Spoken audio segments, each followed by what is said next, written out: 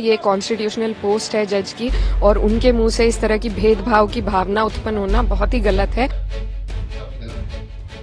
लेकिन कहने में गुरेज नहीं है, क्योंकि वो देश के लिए घातक हैं, बिगाड़ने वाले लोग हैं, जनता को भड़काने वाले लोग हैं, देश आगे न बढ़े इस प्रकार के लोग हैं। विश्व हिंदू परिषद के एक कार्यक्रम में रविवार को इलाहाबाद हाईकोर्ट के एक जज द्वारा दिए गए विवादित बयान पर राजनीतिक पारा हाई है। जस्टिस शेखर यादव के खिलाफ शिकायत सुप्रीम कोर्ट भी पहुंच चुकी है और सीजेआई शिकायत सुनने को तैयार भी हो गए। इस बीच लगातार नेताओं के भी इस मामले पर टिप्पणियां आ रही हैं।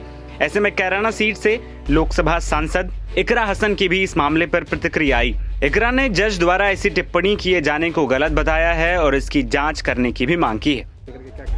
देखिए, बहुत अफसोसजनक टिप्पणी है। ये कॉन्स्टिट्यूशनल पोस्ट है जज की, और उनके मुंह से इस तरह की भेदभाव की भावना उत्पन्न होना बहुत ही गलत है और ये हमारे देश के लिए बहुत घातक है। तो मेरी यही मांग है कि सुप्रीम कोर्ट इसका संज्ञान ले और उनके खिलाफ एक सख्त से सख्त कार्रवाई हो। सुप्रीम कोर्ट ने संज्ञान ले लिया है जी, हमें उम्मीद है कि जिस तरीके से संज्ञान लिया गया है तो वहाँ से न्याय भी मिलेगा, और ऐसे जो लोग हैं जो इस तरह की भावना अपने मन में रखकर ऐसे पदों पर बैठे हैं जहाँ से हमारा देश चल रहा है, तो उनको खास तौर पर सेंसिटिवाइज करने की जरूरत है, और मुझे उम्मीद है सुप्रीम कोर्ट सख्त कार्रवाई करेगी। सदन नहीं चल रहा, किरण रिजिजू कह रहे हैं आप लोग तमाशा कर रहे हैं, हॉलीडे मना रहे हैं हंगामा करके। देखिए, हमारे जो मुद्दे हैं उन पर चर्चा हो तो तो सदन भी चलेगा, लेकिन अगर सरकार सिर्फ अपनी कार्रवाई करना चाहती है तो ऐसा तो नहीं होगा, क्योंकि विपक्ष भी एक वजह से यहाँ पर मौजूद है। हमारी जो मांगे हैं, हमारे जो मुद्दे हैं, ज्वलंत मुद्दे हैं, संभल का मुद्दा है, इन मुद्दों पर चर्चा होनी चाहिए, इन पर जवाबदेही सरकार की होनी चाहिए, और वो क्योंकि तैयार नहीं है इसीलिए सदन नहीं रुक रहा है। वो लोग जवाब देंगे तो सदन चलेगा जरूर। इसके अलावा इकरा हसन ने इस दौरान संसद न चलने पर भी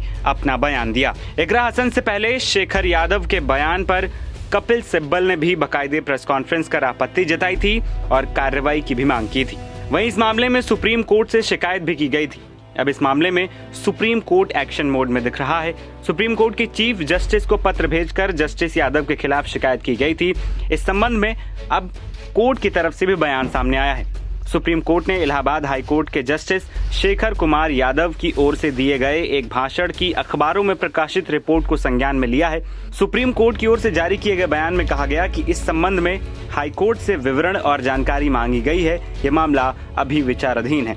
दरअसल उन्होंने कार्यक्रम में कहा था कि कानून तो बहुसंख्यकों के हिसाब से चलता है। एनबीटी ऑनलाइन की रिपोर्ट। लेकिन कहने में गुरेज नहीं है, क्योंकि वो देश के लिए घातक हैं, बिगाड़ने वाले लोग हैं।